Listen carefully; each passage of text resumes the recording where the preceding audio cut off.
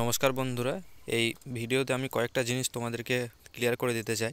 তোমরা জানো যে তোমাদের ফর্ম ফিলাপের লাস্ট ডেট কিন্তু 5 তারিখ এবং তোমাদের টাকা কাটাতে অনেকজনের সমস্যা হচ্ছে। তো তোমরা আজকে চেষ্টা করো এবং তোমরা যারা নিজে নিজে ফর্ম ফিলাপ করছো তোমরা রাতের দিকে চেষ্টা করো ফর্ম ফিলাপটা করার, যাতে সার্ভারটা ঠিক থাকে বা বেশি ট্রাফিক না হয়।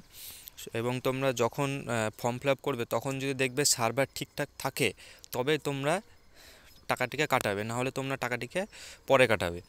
যদি ব্যাক হয়ে আসার অপশান থাকে আর কি, আশা করি থাকবে, তাহলে টাকাটিকে পরে কাটাবে।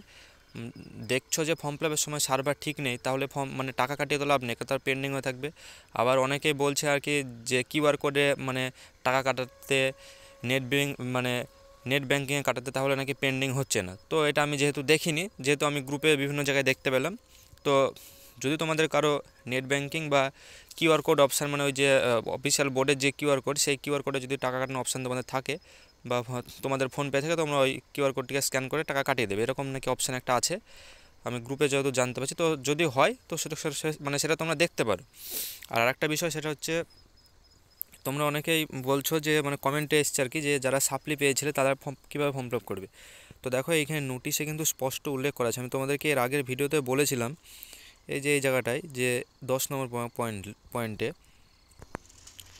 1 the continuing বা supplementary candidates are requested to option their papers from the drop down box during online form fill up. তো সুতরাং তোমরা একটি কথা মাথায় রাখবে, তোমরা যেহেতু এই ফর্ম ফিল আপের লিঙ্কে ক্লিক করে তোমাদের রেজিস্ট্রেশন নাম্বার দিয়ে যদি ফর্মটা ওপেন হয়, তাহলে তো তোমরা ফর্ম ফিল আপ করতে পারবে, এটুকু তো শিওর।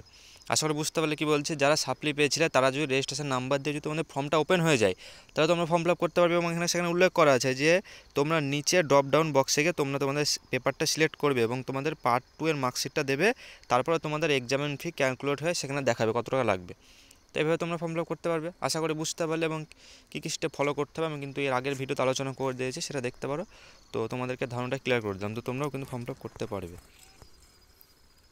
যারা আর কি সাপ্লি পেয়েছো। তো সুতরাং তোমরা যদি দেখো এই ভিডিওতে দুটো কথাই বললাম, যে যদি সার্ভার ঠিকঠাক থাকে দেখো তবে কিন্তু টাকা কাটাবে, বা যে প্রসেসগুলো বললাম টাকা কাটানো আমি যত গ্রুপ থেকে জানতে পারি সেইটা। আর যারা পার্ট 2 এ সাপ্লি পেয়েছিলে তারা যদি তোমাদের রেজিস্ট্রেশন নাম্বার দিয়ে ফর্ম ওপেন হয়ে যায়, তাহলে কিন্তু তোমরা নিচে ড্রপ বক্সে গিয়ে তোমরা তোমাদের সাবজেক্ট সিলেক্ট করে ফর্ম ফিল আপ করতে হবে। তো আজকের ভিডিওটি এইটুকুই। এবং কিছু সাউন্ডের গন্ডগোল হতে পারে, যেহেতু আমার কাছে আমি এক জায়গায় এসেছি, মাইক নেই, আমি রাস্তায় দাঁড়িয়ে ভিডিওটা করছি, সুতরাং তোমাদেরকে আপডেটটা দেওয়ার ছিল, যেহেতু তোমাদের ফর্ম ফিল আপ বেশি দিন আর চলবে না। তো ভিডিওটিকে আজকে এইটুকুই।